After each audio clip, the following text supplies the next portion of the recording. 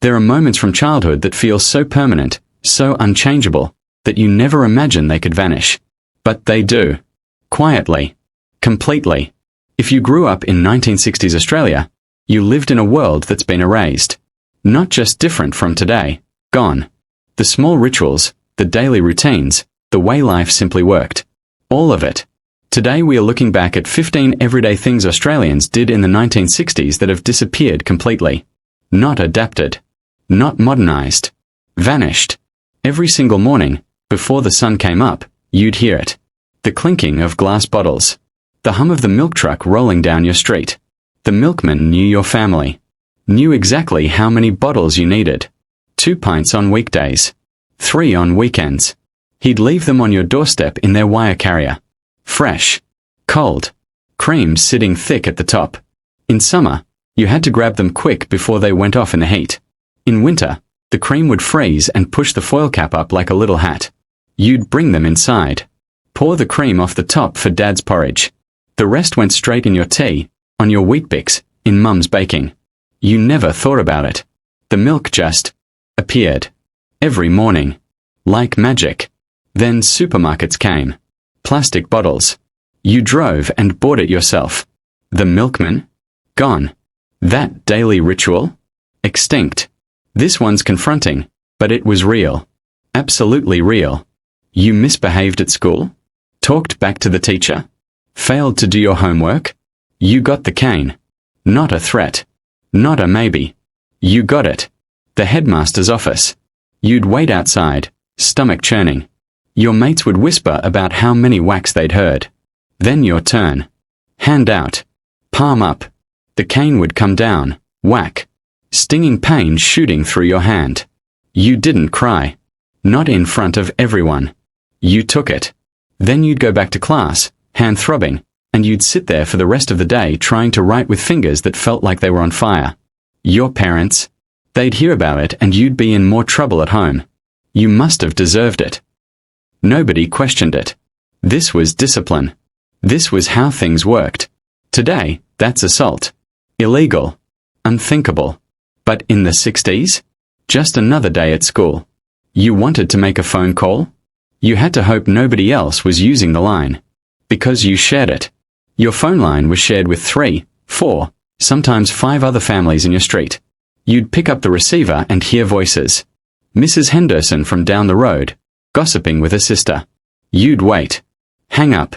Try again later. Sometimes you'd pick up and someone would bark at you. I'm on the phone. Get off. No privacy. No private conversations. Everyone could listen in if they wanted to. And some people did. They'd lift the receiver real quiet, hold their hand over the mouthpiece, and just listen.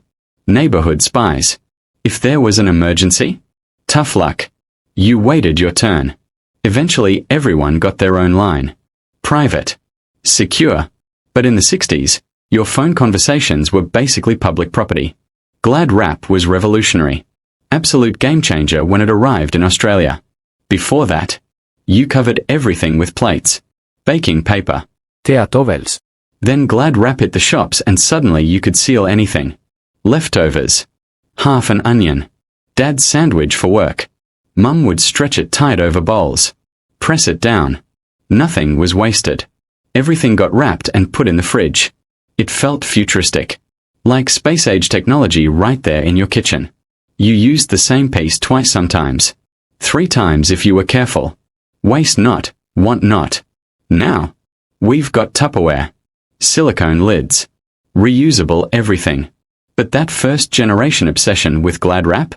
That was pure 1960s Australia. Summer afternoons. The cricket on. But you weren't watching it. You were listening. On the radio. Alan McGilvery's voice coming through the speaker. Describing every ball. Every shot.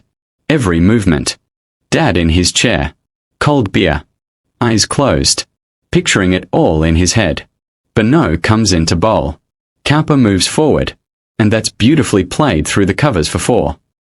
You'd listen for hours. The whole family. Following every run. Every wicket. Every session. If you were working in the garden, the radio came outside. If you were at the beach, someone had a transistor. The cricket was always there. Soundtrack to summer. TV eventually took over. Now you can watch every angle, every replay, every analysis. But there was something magical about listening. About imagining it. Creating the picture in your mind. That's gone now. We've lost the art of listening. Every Saturday morning, without fail, you'd walk to the local cinema. Not for a new release. Not for popcorn and fancy seats. For the Saturday morning pictures. Kids only. Sixpence to get in. You'd pile in with every other kid in the neighborhood. The place would be absolutely packed. Hundreds of you, screaming and carrying on.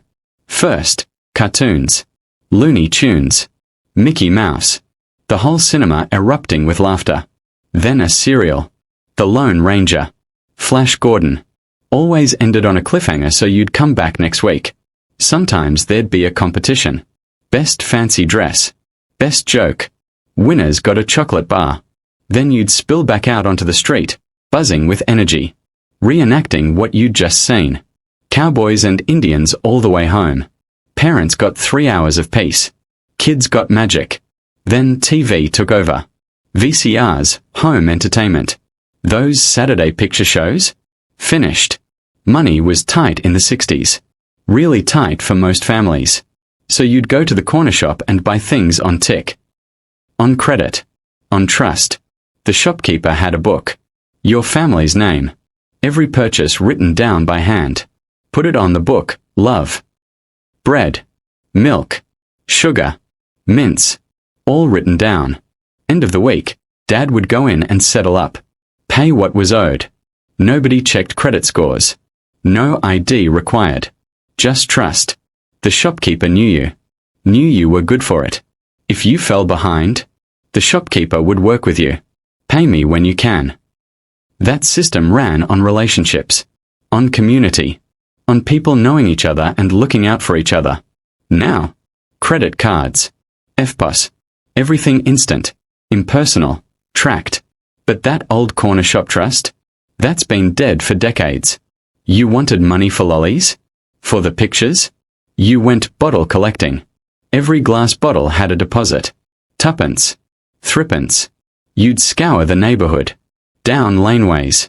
Along roadsides. Behind the pub. Empty beer bottles everywhere. You'd load them in your wagon. Your bike basket. Arms full. Then drag them down to the bottle-o. The bloke would count them out. Hand over your coins. Suddenly you were rich. 10 shillings in your pocket. You'd earned it. Worked for it. Nobody gave it to you. That's how kids made money. Bottles. Newspapers. Odd jobs. Now, bottles are worth nothing. Kids get pocket money just for existing. That hustle. That resourcefulness. Gone. Every boy carried a pocket knife. Every single one. Not for protection. Not to be tough. For utility. You used it to sharpen your pencils. Whittle sticks.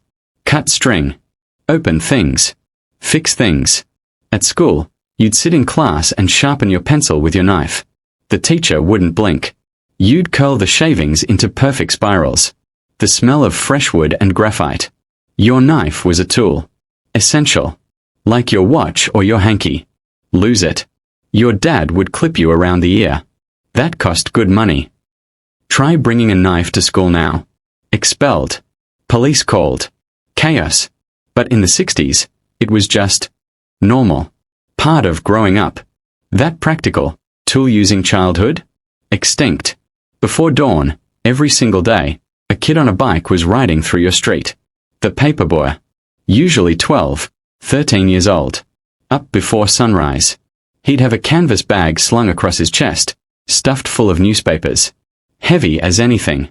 He'd ride. Fold. Throw. Every house. Every driveway. Rain or shine. By the time you woke up, the paper was there. Waiting on your doorstep. Dad would unfold it at breakfast. Read the news. The racing form. The comics. That paper was essential. Your connection to the world. The paperboy made pocket money. Learned discipline. Responsibility. Work ethic. Now, nobody gets the paper delivered. Nobody wants it. We read everything online. Those kids on bikes in the dark? Ancient history. You bought something? You wrote a check. At the supermarket. At the department store. At the petrol station. Everywhere. You'd pull out your checkbook. Write the amount. Sign it. Date it. Tear it out. The shopkeeper would check it over. Write your details on the back. Put it in the till. Your bank would process it days later. Maybe a week later. Money would come out eventually. No instant transactions. No confirmation. Just trust that your check was good. If you wrote a bad check, if there wasn't enough money in your account, you were in serious trouble. Police-involved trouble. Checks ran on honor. On your word being worth something. Now, tap your card.